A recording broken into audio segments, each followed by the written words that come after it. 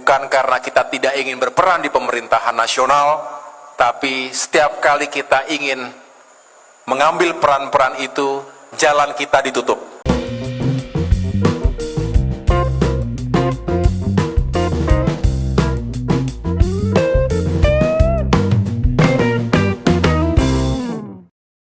Assalamualaikum warahmatullahi wabarakatuh. Shalom, Om Swastiastu, Namo Buddhaya, salam kebajikan, salam sejahtera bagi kita semua. Kembali lagi dengan saya di sini Leonardo Sirait di channel kesayangan kita ini, Sirait Media Opini Bang Leo. Oke teman-teman, kali ini kita akan membahas hal yang sangat menarik untuk kita simak bersama-sama, di mana akhir-akhir ini yang kita sering lihat atau sering dengarkan gitu ya, banyak orang-orang yang menghujat atau menyalahkan Pak Jokowi.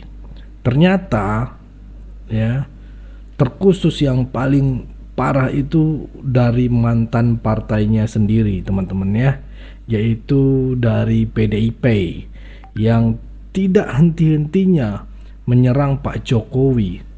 Tetapi baru-baru ini Agus Harimurti ataupun yang disingkat dengan AHY sebagai Ketua Umum Demokrat ya, curhat tentang waktu beliau menjadi oposisi Pak Jokowi selama 10 tahun. Di sisi lain di sini AHY sindir atau memberikan sentilan dikit kepada PDIP. Saya itu ingin katakan AHY menjadi bagian dari pemerintahan Pak Jokowi, tetapi ada yang menutup jalan saya untuk masuk di bagian pemerintahan Pak Jokowi. Wah, ini jelas sekali teman-teman ya. Ini sindiran keras gitu ya teman-teman ya. Ternyata AHY juga tidak bisa menahan kekesalannya atas ulah partai banteng tersebut gitu ya. Karena memang tidak henti-hentinya menyerang Pak Jokowi. Nah, akhirnya pun beliau mengungkapkan rasa kekecewanya kepada media. Disebutkan, dibongkar kepada media ya, untuk masyarakat itu biar paham, tahu bahwa partai yang satu ini ya memang sepertinya ya teman-teman yang jawab sendirilah. Oke, tanpa berlama-lama langsung aja kita saksikan video berikut ini. Demokrat kini memiliki jalan dan ruang pengabdian yang jauh lebih luas dibandingkan 10 tahun sebelumnya. Mari kita syukuri, setelah 10 tahun kita berada di luar pemerintahan, bahkan kita menjadi oposisi, bukan karena kita tidak ingin berperan di pemerintahan nasional, tapi setiap kali kita ingin mengambil peran-peran itu, jalan kita ditutup. Betul? Politik memang seperti itu. Tidak ada yang perlu disesali. Tapi memang tidak mudah ketika kita ingin mewujudkan aspirasi dan harapan masyarakat. Tentu kita bisa berkarya dan berperan di jalur legislatif, tetapi kita membutuhkan tangan-tangan di jalur eksekutif.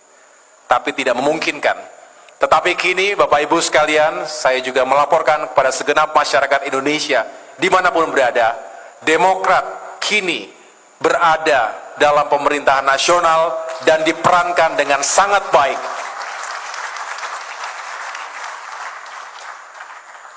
Ini adalah kesempatan yang baik.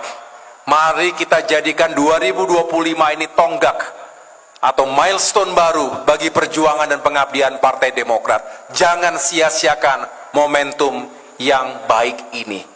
5 tahun ke depan, 10 tahun ke depan, mari kita songsong masa depan kita yang lebih baik untuk bisa terus berbuat untuk masyarakat Indonesia yang kita cintai. Kan juga sekarang kan Mas Agung juga mendengar ya kan, bahwa ini sebentar lagi ada pertemuan nih ya kan, antara Bu Mega, Ketua Umum PDIP dengan Pak Prabowo kan gitu loh. Karena salah satu juga ingin segera bertemu dengan Presiden adalah tanda kutip ingin minta perlindungan karena nggak mau di out atau diganggu, diintervensi oleh Pak Jokowi nih.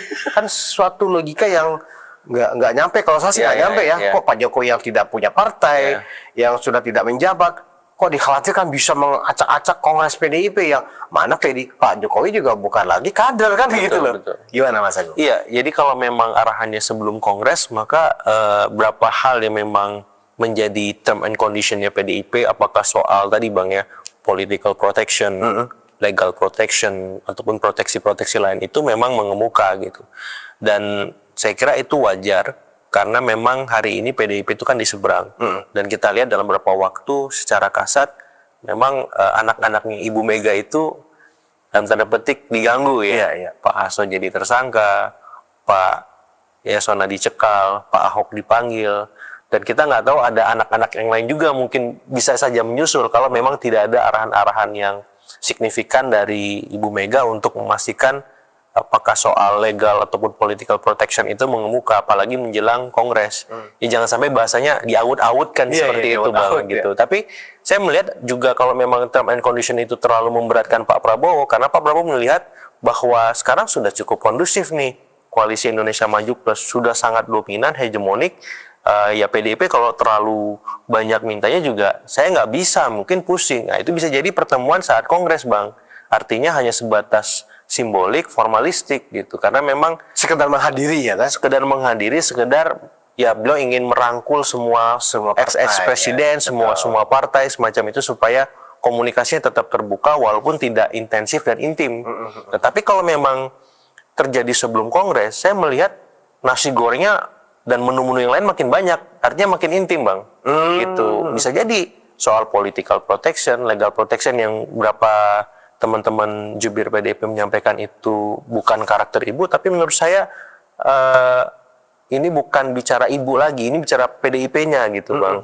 Dan dalam logika politik yang selama ini saya pahami, nggak mungkinlah pertemuan Pak Prabowo Bu Mega tanpa ada sesuatu, tanpa membawa aspirasi apapun baik dari salah satu atau kedua belah pihak gitu. Mestilah ada yang dibahas, dan hal-hal yang dibahas itu ya pasti hal-hal yang sangat urgent. Karena pertemuannya sendiri kan nggak mudah. Masa iya sekedar ketemu, apa kabar Bang? Apa kabar Bu? Sehat?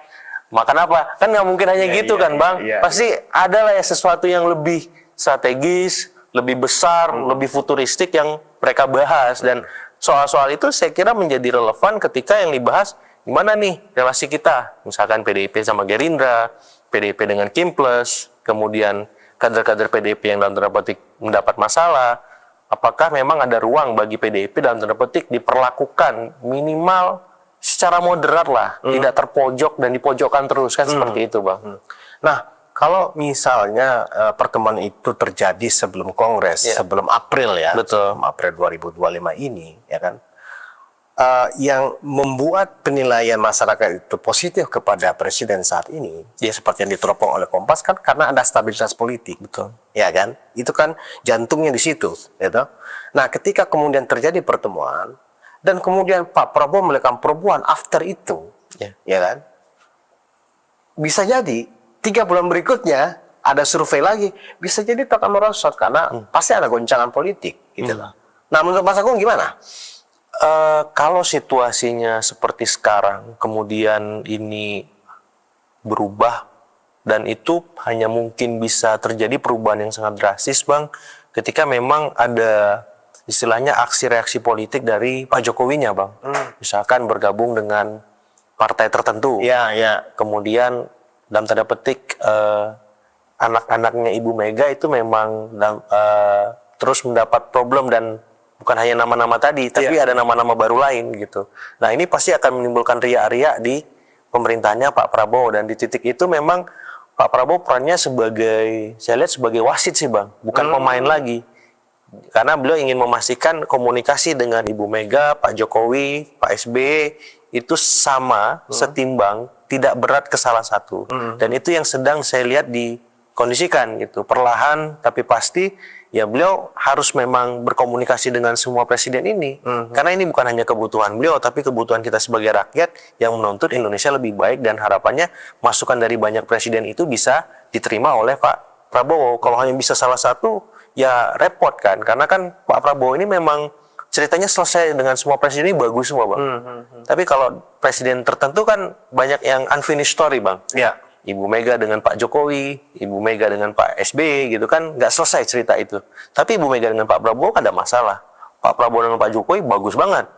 Pak SBY lebih bagus. Ya artinya ini semua harus dirangkum oleh Pak Prabowo supaya beliau bisa mendapat insentif positif untuk membangun Indonesia. Terlepas insentif lain adalah relasi beliau bagus semua dengan semua presiden ini. Seperti itu. Jadi kalau misal ada goncangan, kemudian dievaluasi oleh survei manapun termasuk Kompas, goncangan itu hanya bisa mengemuka di luar pemerintahannya Pak Prabowo lewat ex presiden ini, lewat partai-partai yang mereka punya. Atau memang dari publik bang. Kalau ada kebijakan-kebijakan yang tidak populis, seperti halnya PPN 12% kemarin tiba-tiba mengemuka, atau soal dalam waktu dekat ada omnibus politik yang mau dibahas Komisi 2 soal revisi ulang undang-undang paket penyelenggaraan politik kita, pemilu kita semacam itu ya. Jadi yang bisa membuat hasil survei itu merosot ya salah duanya kebijakan dari pemerintah sih bang. Dan paling kelihatan itu soal ekonomi. Karena hari ini itu yang menjadi concern masyarakat kita kan bang, soal daya beli yang turun, soal pengangguran, lapangan kerja, kemiskinan gitu. Itu gimana? Termasuk soal pemberantasan korupsi. Pemberantasan korupsi hukum betul. Karena yang kita dengar minggu lalu itu konon katanya ketika Hasto tidak ditahan, Iya bang. itu sudah ada deal politik antara PDIP dengan pemerintah. Kan ya orang kan boleh-boleh aja namanya zaman orang bebas bicara ya kan. Betul. Bahkan ada framing ya kan. Wah, sudah ada deal politik nih. Bahkan Hasto mengajukan pra peradilan. Ya kan itu haknya memang dia sebagai tersangka. Bahkan lagi ya kan, wah pasti menang, pra peradilan sudah adil. Ya kan kamu ngeri itu loh. Iya. Nah, manakala itu ternyata terbukti, ya kan, rumors bahwa Hasto akan menang pra peradilan. Rumors itu kan sudah kencang nih. Iya. Dan ternyata Februari nanti terbukti. Iya. Mungkinkah tingkat kepuasan publik kepada pemerintah, kepada Presiden Prabowo masih akan se-strong seperti sekarang gitu loh, Mas Agung. Itu kan artinya begini, wah ternyata Pak Prabowo nggak strong-strong amat, ternyata lemas juga ketika diajak berunding bernegosiasi dengan PDIP. Iya. Kalau di bidang hukum mungkin bisa jadi turun ya bang, seandainya memang dugaan-dugaan tadi terbukti gitu, dan memang KPK di sini gagap merespon pra peradilan Pak Hasto semacam itu, dan ini dikhawatirkan bisa membuat citra ataupun persepsi publik terhadap KPK merosot lagi. Setelah periode sebelumnya pimpinan-pimpinan KPK kan sering mendapat catatan minor bang. Nah itu jadi memang yang membuat tingkat kepuasan publik approval rating kepada pemerintah turun memang ya aksi-aksi pemerintah itu sendiri ya. Tadi kan saya ulas soal stabilitas politik, ekonomi, nah ini hukum memang salah satu yang cukup krusial yang seringkali mendapat perhatian publik secara luas gitu, dan bukan hanya kasus Mas Hasto ya, bagaimana kasus-kasus lain yang memang punya atau merugikan negara triliunan itu bisa terungkap bang. Nah, di luar itu semua saya melihat memang kalau misalkan Pak Prabowo tidak responsif terhadap kasus-kasus hukum, bukan hanya kasus Mas Hasto ya, tapi memang tidak turut aktif memastikan ini berjalan sesuai relnya, memang bisa menjadi beban pemerintahan beliau. Artinya semua perangkat pembantu presiden di bidang hukum itu harus dievaluasi betul bang. Misalkan menteri hukumnya, jaksa agungnya, kapolrinya, supaya apa, penegakan hukum ini ya pidato beliau saat pertama dilantik soal korupsi itu benar-benar bisa menjadi apa ya bang ya, perang semesta lah ya, kepedulian bersama bangsa kita, supaya ini bisa ditegakkan semaksimalnya, dan next 6 bulan 1 tahun setelah beliau memerintah pun kalau memang ada kekurangan tidak terlalu drastis, karena ini sesuai dengan arahan pidato beliau pasca sudah dilantik sebagai presiden kemarin, bagaimana memastikan korupsi itu bisa tuntas di masa beliau dan kerugian-kerugian negara bisa diminimalkan. Tapi kalau aksinya belum tampak, nah ini jadi bumerang politik bagi beliau yang nanti ketika 6 bulan ataupun 1 tahun pemerintahan bisa menjadi catatan merah bagi pemerintahan beliau seperti itu. Ya artinya ini sangat tidak produktif manakala memang apa yang menjadi diskusi di warung kopi, ya kan, di lapak-lapak WAG, ya kan, ternyata memang terbukti Hasto menang pra peradilannya. Berarti kan sudah deal barang ini kan begitu, Mas Agung. Nah kalau itu yang terjadi berarti Prabowo mengingkari statementnya sendiri pada saat di banyak pidato lah, bukan hanya pada saat pidato pelantikan ya, di banyak pidato gitu loh. Nah, bisa jadi ya kan Pak Prabowo ternyata iman politiknya dalam hal penegakan korupsi juga nggak strong ternyata, dan ini kan pasti mengecewakan pemilihnya nanti. Nah, sementara Pak Prabowo sadar ini baru lebih dari 100 hari, dan ini baru periode pertama. Ya kan? Apakah iya Pak Prabowo hanya 1 periode, kan begitu? Betul. Kalau memang konstruksinya seperti itu, saya yakin ini langkah yang bisa jadi keliru. Menurut Mas Agung, keliru nggak sih kalau kemudian terjadi deal itu, salah satu indikatornya adalah Hasto menang pra peradilan? Iya,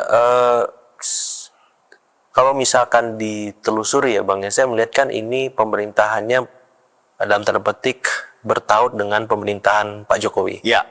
Jadi tidak serta-merta kemudian kalau saya masuk dalam nalarnya Pak Prabowo sebagai presiden, ini fully bisa dia eksekusi 100% di semua bidang, termasuk hukum. Jadi ada proses semacam prakondisi sebelum ada cipta kondisi yang tadi kita inginkan. Penegakan hukum ini memang tanpa tebang pilih, benar-benar pure profesional, proporsional semacam itu. Nah, jadi untuk menciptakan situasi yang kondusif itu, saya kira saat ini memang momen yang cukup krusial gitu. Nah, pra peradilan Pak Hasto ini hanya salah satu tolak ukur, Bang. Ketika memang Pak Hasto menang atau KPK menang semacam itu.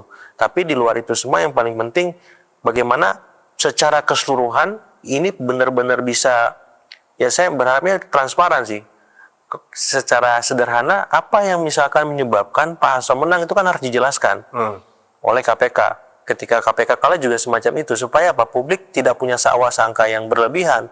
Ini memang terjadi di belakang, di panggung belakang, ketika misalkan ada pertemuan atau jelang pertemuan Ibu Mega Pak Prabowo terhadap kasusnya Pak Hasto. Karena kan KPK kemarin menetapkan Pak Hasto itu luar biasa kan, Bang.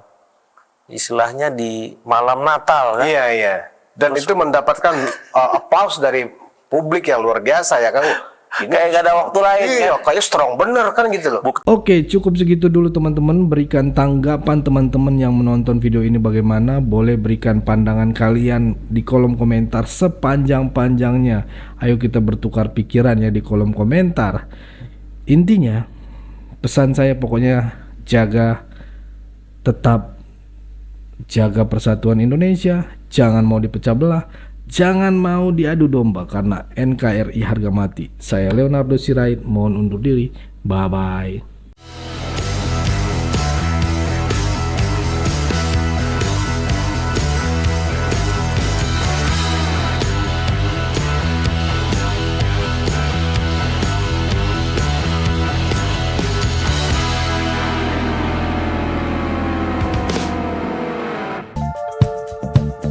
Kawan-kawan yang mau mendukung Sirait Media, boleh melalui rekening ini, dan bisa melalui Kris Mobile Banking ini.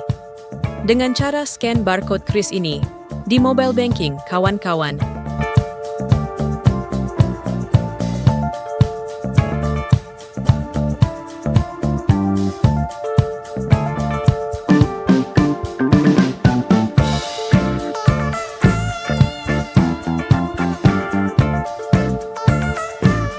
Dan jangan lupa juga mendukung pelayanan di yayasan kami melalui rekening ini dan bisa melalui Kris Mobile Banking ini.